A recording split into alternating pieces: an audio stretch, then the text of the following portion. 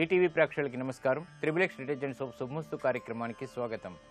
ఈనాటి శుభమస్తు కార్యక్రమంలోని గ్రహఫల అంశంలో గ్రహాల యొక్క స్థితిగతులు, వాటి యొక్క శుభాశుభ ఫలితాల గురించి పరిశీలిద్దాం.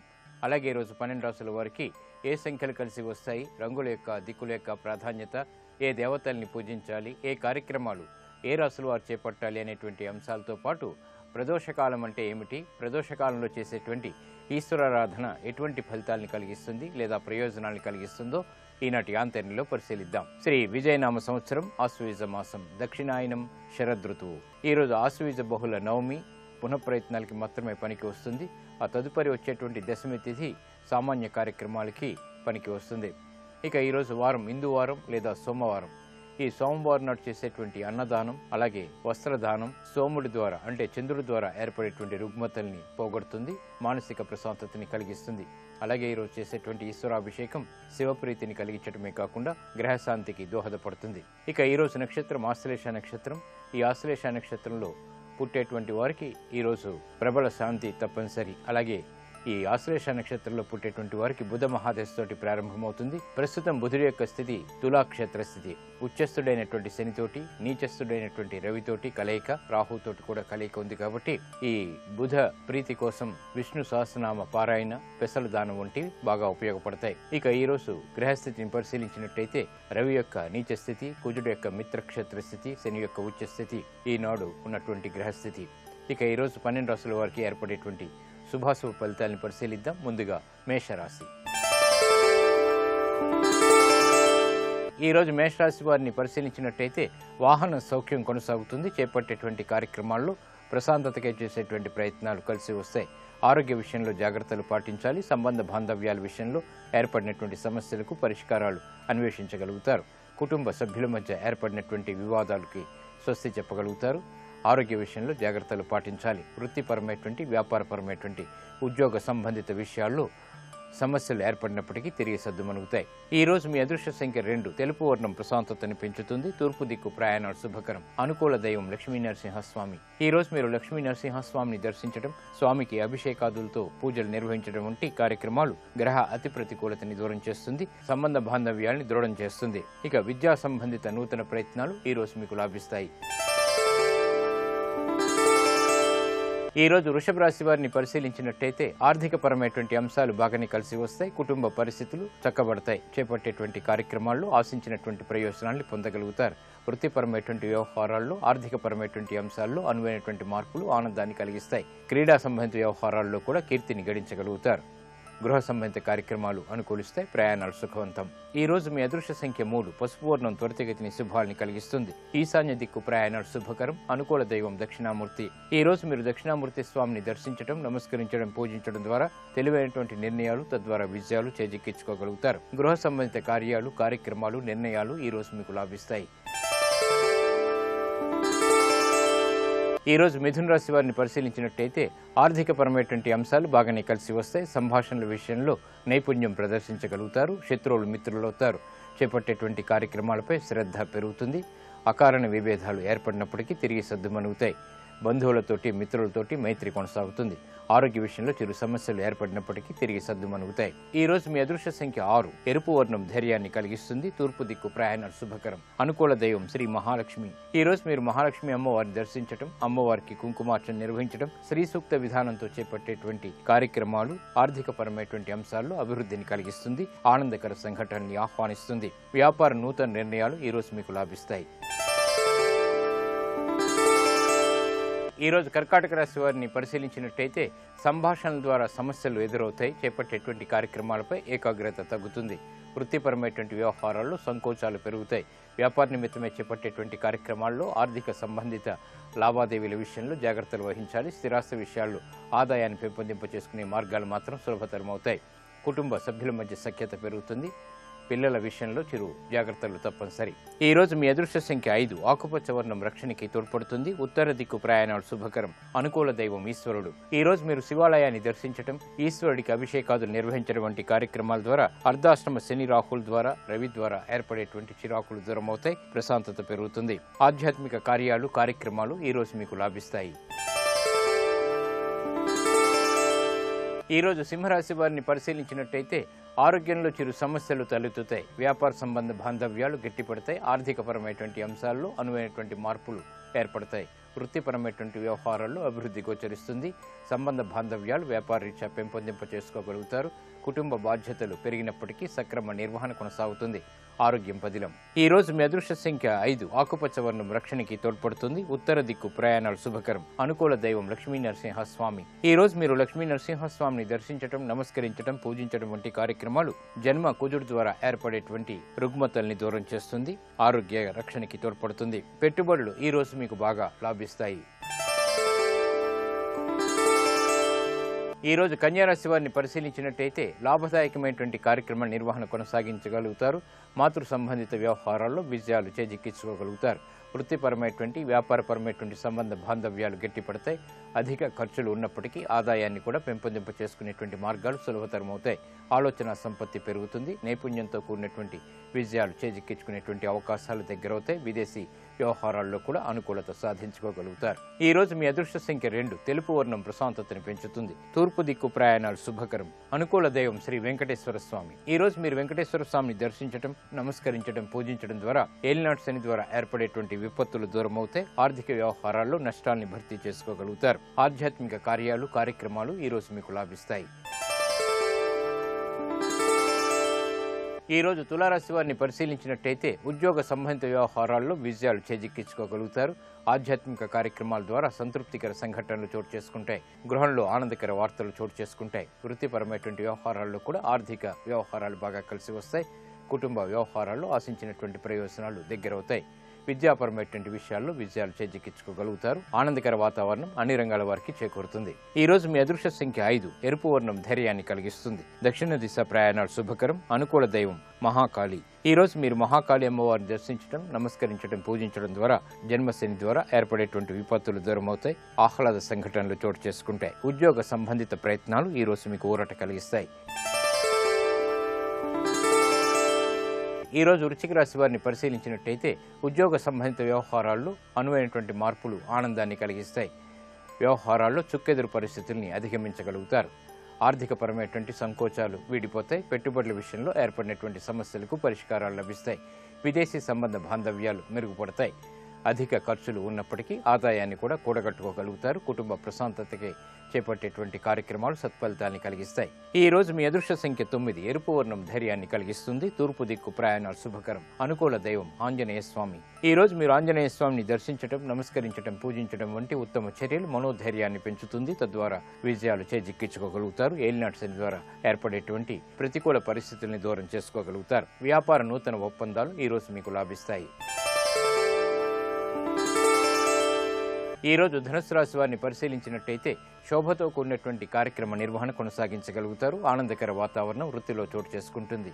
నష్టాల్ని భర్తీ చేసుకునేటువంటి కార్యక్రమ నిర్వహణ సత్ఫలితాన్ని కలిగిస్తుంది. ఆనందకర వాతావరణం గృహంలో చోటు చేసుకుంటుంది. మిత్రులు ద్వారా లబ్ధి పెంపొందింప చేసుకోగలుగుతారు. శత్రువులు మిత్రులవుతారు. చేపట్టేటువంటి కార్యక్రమాలపై అవగాహన పెరుగుతుంది. శ్రద్ధ, ఏకాగ్రత ద్వారా విద్యలో విజయాలు సాధించగలుగుతారు. ఈ రోజు మీ అదృష్ట సంఖ్య 6. తెలుపు వర్ణం ప్రశాంతతని పెంచుతుంది. తూర్పు దిక్కు ప్రయాణాలు శుభకరం. అనుకూల దైవం ఈశ్వరుడు. ఈ రోజు మీరు శివాలయాన్ని దర్శించడం, ఈశ్వరుడికి అభిషేకాదులు నిర్వహించడం వంటి కార్యక్రమాలు గ్రహ అనుకూలతని రెట్టింపు చేస్తుంది. ఆనందకర సంఘటనని ఆహ్వానింపజేస్తుంది. విదేశీ సంబంధిత లావాదేవీలు, ప్రయాణాలు, సంభాషణలు ఈ రోజు మీకు లాభాల్ని తెచ్చిపెడతాయి. ఈ రోజు మకర రాశి వారిని పరిశీలించినట్టయితే ప్రయాణాల విషయంలో జాగ్రత్తలు వహించాలి. స్థిరాస్తి విషయాల్లో చిరు సమస్యలు తలెత్తుతాయి. నూతన సంబంధ బాంధవ్యాల విషయంలో కూడా ఆశించినటువంటి ప్రయోజనాల్ని త్వరితగతిని పొందలేకపోతారు. వేగంతో కూడినటువంటి కార్యక్రమ నిర్వహణ కొనసాగించినప్పటికీ నత్తనడక విజయాలు సాధించగలుగుతారు. వృత్తిలో అభివృద్ధికై చేపట్టేటువంటి కార్యక్రమాల్లో జాప్యాలు కొనసాగుతాయి. ఆరోగ్య విషయంలో ప్రతికూలత కూడా ఏర్పడుతుంది. కుటుంబ వ్యవహారాల్లో అతి జోక్యం పనికిరాదు. ఈ రోజు మీ అదృష్ట సంఖ్య 6. తెలుపు వర్ణం ప్రశాంతతని పెంచుతుంది. తూర్పు దిక్కు ప్రయాణాలు శుభకరం. అనుకూల దైవం ఆంజనేయ స్వామి. ఈ రోజు మీరు ఆంజనేయ స్వామిని దర్శించడం, నమస్కరించడం, పూజించడం ద్వారా అష్టమ కుజుడు ద్వారా ఏర్పడేటువంటి విపత్కర పరిస్థితులు దూరమవుతాయి. ఆరోగ్య రక్షణ ఏర్పడుతుంది. ప్రయాణాలలో ప్రమాదాలు నివారింపబడతాయి. రుణ ప్రయత్నాలు ఈ రోజు మీకు లాభిస్తాయి. ఈ రోజు కుంభరాశి వారిని పరిశీలించినట్టయితే ప్రతికూల వాతావరణాన్ని అనుకూలంగా మరల్చుకోగలుగుతారు. తెలివైనటువంటి నిర్ణయాలు తీసుకోగలుగుతారు. ఆలోచన సంపత్తి బాగుంటుంది. వృత్తిపరమైనటువంటి వ్యవహారాల్లో త్వరితగతిన తీసుకున్నటువంటి నిర్ణయాల ద్వారా సత్ఫలితాలని పొందగలుగుతారు. వ్యాపార వృద్ధికే చేపట్టేటువంటి కార్యక్రమాలు కూడా బాగా ఉపకరిస్తాయి. విద్యాబలం చేకూరుతుంది. కీర్తి ప్రతిష్టల్ని ఇనుమడింపచేసేటువంటి కార్యక్రమ నిర్వహణ కొనసాగించగలుగుతారు. ఆత్మవిశ్వాసం పెరుగుతుంది. ఈ రోజు మీ అదృష్ట సంఖ్య 5. ఆకుపచ్చ వర్ణం రక్షణకి తోడ్పడుతుంది. ఉత్తర దిక్కు ప్రయాణాలు శుభకరం. అనుకూల దైవం గణపతి. ఈ రోజు మీరు మహాగణపతిని దర్శించడం, నమస్కరించడం, గణపతి ఉపనిషత్తు పఠించడం వంటి ఉత్తమ చర్యలు విఘ్నాల్ని దూరం చేసి విజయాల్ని ఆహ్వానిస్తుంది. భూ సంబంధిత వ్యవహారాలు, నిర్ణయాలు ఈ రోజు మీకు లాభిస్తాయి. ఈ రోజు మీనరాశి వారిని పరిశీలించినట్టయితే విద్యా సంబంధిత విషయాల్లో ఆకస్మిక విజయాలు చేజిక్కించుకోగలుగుతారు. ప్రతిబంధకాలని ఎదుర్కొనేటువంటి శక్తి సామర్థ్యాలు కలిగి ఉంటారు. చేపట్టేటువంటి కార్యక్రమాల్లో శ్రద్ధ తగ్గుతుంది. వృత్తిపరమైనటువంటి, వ్యాపారపరమైనటువంటి, ఉద్యోగ సంబంధిత విషయాలు సామాన్యంగా కొనసాగుతాయి. ప్రయాణాల విషయంలో జాగ్రత్తలు పాటించాలి. వ్యాపార నిమిత్తమే చేపట్టేటువంటి కార్యక్రమాల్లో పొరపాట్లు దొరికేటువంటి సంఘటనలు లేకపోలేదు. విదేశీ ఒత్తిళ్లు బాగా పెరుగుతాయి. ఈ రోజు మీ అదృష్ట సంఖ్య 1. ఎరుపు వర్ణం ధైర్యాన్ని కలిగిస్తుంది. తూర్పు దిక్కు ప్రయాణాలు శుభకరం. అనుకూల దైవం మహాకాళి. ఈ రోజు మీరు మహాకాళి అమ్మవారిని దర్శించడం, అమ్మవారికి కుంకుమార్చన నిర్వహించడం వంటి కార్యక్రమాలు అష్టమ శని, రాహు, రవుల ద్వారా ఏర్పడేటువంటి అతి ప్రతికూలతని నివారింపచేసేటువంటి శక్తిని కలిగిస్తాయి. ఆర్థిక నూతన ప్రయత్నాలు ఈ రోజు ఆకస్మికంగా కలిసి వస్తాయి.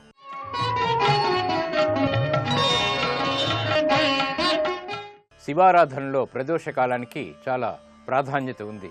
ప్రదోష కాలంలో చేసేటువంటి ఈశ్వర పూజ ఉత్తమమైనటువంటి ఫలితాన్ని కలిగిస్తుంది. ప్రదోష కాలం అంటే ఏమిటి? ప్రదోష కాలంలో చేసేటువంటి ఈశ్వర పూజ ఎటువంటి ఫలితాన్ని కలిగిస్తుందో పరిశీలిద్దాం. పరమశివుడు దేవాది దేవుడు.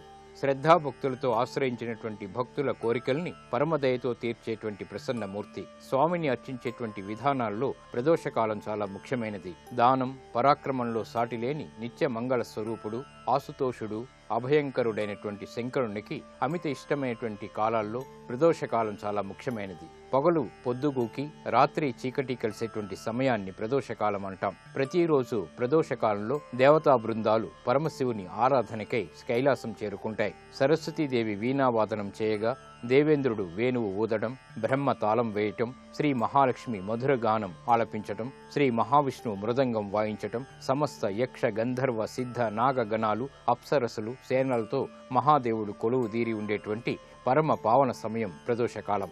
ఈ ప్రదోషకాలంలో ఈశ్వరారాధన సమస్త కార్యాల్లో కార్యసిద్ధిని కలిగిస్తుంది. సంతానం లేని వారికి సంతాన ప్రాప్తిని కలిగిస్తుంది. ప్రదోషకాలం చాలా శుభ ఫలితాన్ని కలిగిస్తుంది. ప్రదోషకాలంలో ఈశ్వరారాధన ముత్తైదువులకి అఖండ సౌభాగ్యాన్ని కలిగిస్తుంది. ఈశ్వర ఆరాధన విద్యార్థులు ప్రదోషకాలంలో చేసినట్టయితే విద్యాబుద్ధి లభిస్తుంది. ప్రదోషకాలంలో వ్యాపారస్తులు ఈశ్వరారాధన చేసినట్టయితే అఖండ లాభాల్ని కూడగట్టుకోగలుగుతారు. ప్రదోషకాలంలో చేసేటువంటి పూజ ఉత్తమమైనటువంటి జ్ఞానాన్ని కలిగిస్తుంది. ఇది నేటి ఆంతర్యం. ఇప్పుడు గ్రహయోగంలో గ్రహాల యొక్క స్థితిగతులు, ఈ రోజు ముఖ్యంగా చేపట్టవలసినటువంటి కార్యక్రమాల గురించి తెలుసుకుంటారు. నేటి గ్రహయోగాన్ని పరిశీలించినట్లయితే చంద్రుడు స్వక్షేత్రమైన కర్కాటక రాశిలో సంచరిస్తున్నాడు. చంద్రుడి యొక్క బలాన్ని ద్విగుణీకృతం చేసి అనుకూల ఫలితాలను పొందటానికి ఈరోజు పంచదార మరమరాలు ఎవరికైనా దానంగా ఇవ్వటం, దుర్గాదేవికి తెల్లటి పూలమాలను సమర్పించటం, శ్రీకృష్ణ పరమాత్మకి తెల్లటి పూలమాలతో పాటు గంధం, అత్తరు, సుగంధ ద్రవ్యాల నివేదన చేయటం ద్వారా అన్ని కార్యక్రమాలలో విజయాన్ని పొందవచ్చు. ప్రధానంగా ఈరోజు భవిష్యత్తుకు ఉపయోగపడేటటువంటి ప్రణాళికలను రూపొందించుకోవటానికి, వాటిని అమలు చేయటానికి అనుకూలమైన రోజుగా చెప్పవచ్చు. విదేశీయానానికై చేసే ప్రయత్నాలకు కూడా ఈరోజు అనుకూలమైన రోజు. రైల్వే ఉద్యోగాలు, మిలిటరీ ఉద్యోగాలలో నూతన ప్రణాళికలను రూపొందించుకోవటానికి అనుకూలమైన రోజుగా చెప్పవచ్చు.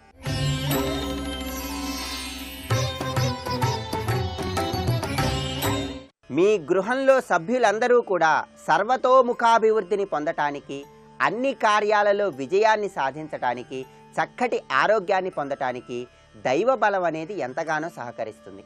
దుర్ముహూర్తం, వర్జ్యం లేకుండా ఏదైనా శుభతిథి రోజు మీ గృహంలో ప్రత్యేకంగా ఒక తులసి మొక్కను నాటి, మీ గృహంలో స్త్రీలు తప్పనిసరిగా ఆ తులసి మొక్క దగ్గర అనునిత్యం ఆవు నెయ్యితో 5 ఒత్తుల దీపారాధన చేసి, తులసి కోట చుట్టూ 11 ప్రదక్షిణలు చేస్తూ ఓం బృందాయై నమః అనేటటువంటి మంత్రాన్ని వీలైనన్ని సార్లు జపం చేయటం ద్వారా, ప్రతిరోజు తులసి మాతకి క్షీరాన్నాన్ని నివేదన చేయటం ద్వారా తులసీమాత యొక్క అనుగ్రహాన్ని పొంది రానున్న కార్తీక మాసంలో మీ గృహంలో సభ్యులందరూ కూడా అన్ని వ్యవహారాలలో చక్కటి ప్రయోజనాన్ని పొందవచ్చు.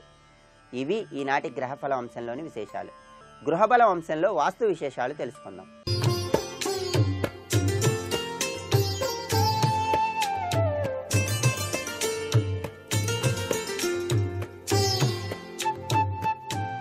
XXX డిటర్జెంట్ సోప్ శుభమస్తు కార్యక్రమంలో గృహబలం అంశానికి స్వాగతం. గృహమే కదా స్వర్గసీమ అన్నారు. ఒక గృహాన్ని అందంగా నిర్మాణం చేసుకున్న తర్వాత ఆ ఇంటిలో అమర్చేటువంటి వస్తువుల విషయంలో కూడా వాస్తు ప్రభావం ఎంతగానో పనిచేస్తూ ఉంటుంది అనేటువంటి విషయాన్ని ప్రతి ఒక్కరూ కూడాను మరలా గుర్తు తెచ్చుకోవటం చాలా మంచిది. ఏదో గృహం కట్టేశాం, గృహప్రవేశం చేసేసాం, అమ్మయ్య వస్తువులన్నీ సర్దేద్దాం అని చెప్పేసి వాస్తుని పాటించకుండా గనక వస్తువులు గనక అమర్చినట్లయితే మీరు ఎంత గొప్పగా వాస్తుశాస్త్రాన్ని పాటించి ఇల్లు కట్టినా మీరు అమర్చినటువంటి వస్తువుల విషయంలో గనక తేడాలు గనక ఉన్నట్లయితే వాస్తు దోష ప్రభావం తప్పనిసరిగా మీ ఇంటిలో ఉన్నట్టే లెక్క అనేటువంటి విషయాన్ని ఇక్కడ మనం గ్రహించాల్సి ఉంటుంది. అందుచేతనే మీరు కొత్తగా ఏ వస్తువును కొన్నప్పటికీ లేక కొత్తగా ఎటువంటి కూర్చునేటువంటి సామాన్లు తెచ్చినప్పటికీ సోఫా సెట్ల దగ్గర నుంచి కానివ్వండి, టీవీల దగ్గర నుంచి కానివ్వండి, లేక కంప్యూటర్స్ సంబంధించినటువంటి విషయం కానివ్వండి, అందంగా అమర్చుకోవడానికి ఫోటోలు రకరకాల ఫోటోలు తెచ్చి గోడలకి ఇష్టం వచ్చినట్టు తగిలించేటువంటి వాస్తు పాటించకుండా చేసినట్లయితే కూడా చాలా విపత్కరమైనటువంటి పరిస్థితులే వస్తాయి. వాస్తు దోషాన్ని మీరు అనుభవించాల్సి వస్తుంది. కొత్తగా గృహం కట్టిన వారైనా సరే, మిగతా గృహంలో ఉన్నటువంటి వారైనా సరే, ఏది ఏమైనప్పటికీ ఏ వస్తువులు ఎక్కడ పెడితే ఏమిటి, ఆ నియమాలు ఏమిటి అనేటువంటి విషయాన్ని మరలా వాస్తుశాస్త్రంలో చాలా గుర్తుపెట్టుకోవాల్సిన పరిస్థితి ఎంతైనా ఉంటుంది. కాబట్టి నగదు, ముఖ్యంగా ధనమూలం ఇదం జగత్ అన్నారు కదండి, నగదు ఎక్కడ ఉంచాలి అనేది ప్రతి వాళ్ళకి కూడాను ఒక పెద్ద సమస్య.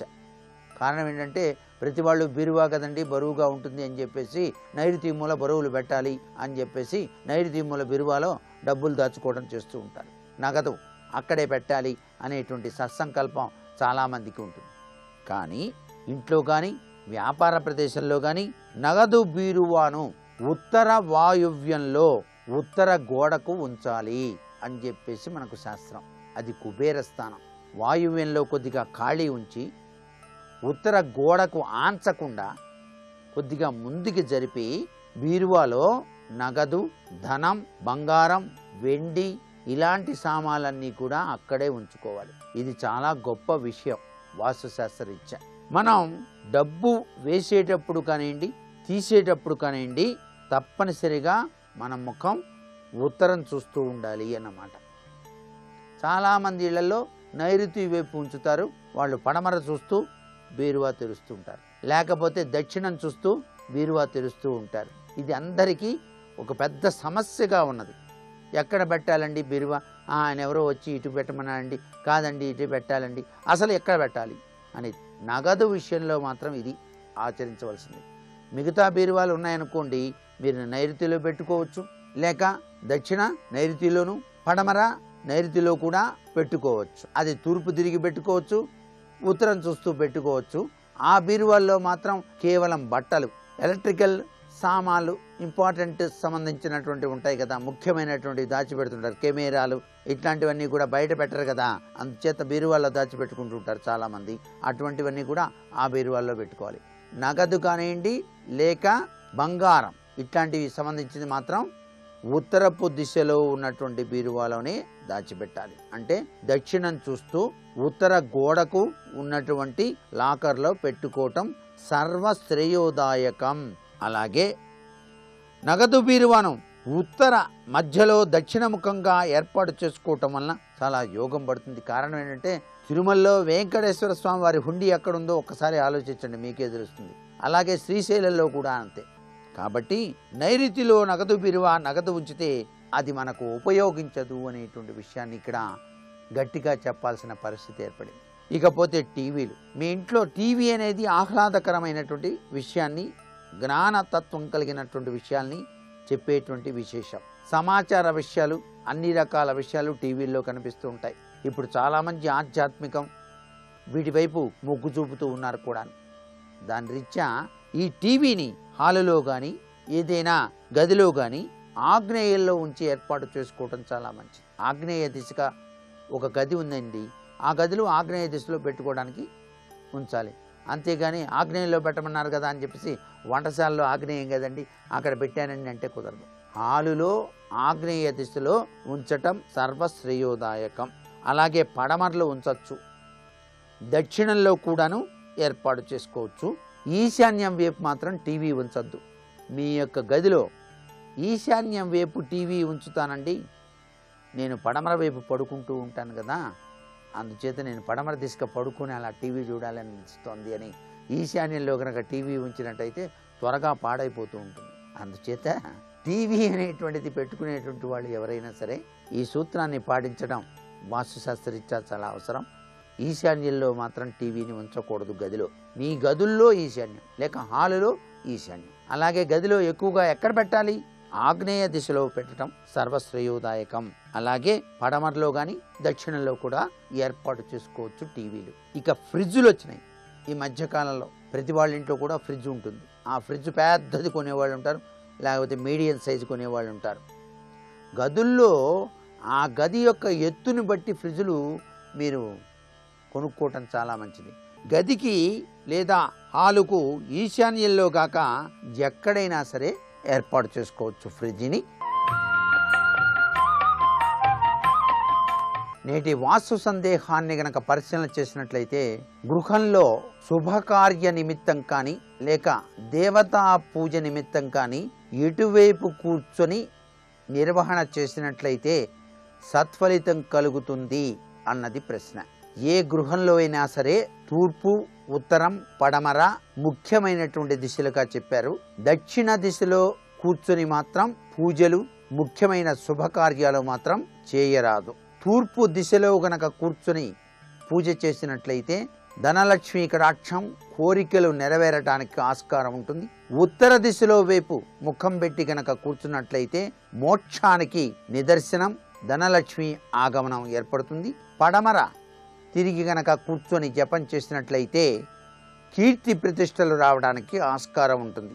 దక్షిణం మాత్రం పనికిరాదు. మరికొన్ని ముఖ్య విషయాలు మర్నాడు చెప్పుకుందామా? మరి సర్వే జనా సుఖినో భవంతు.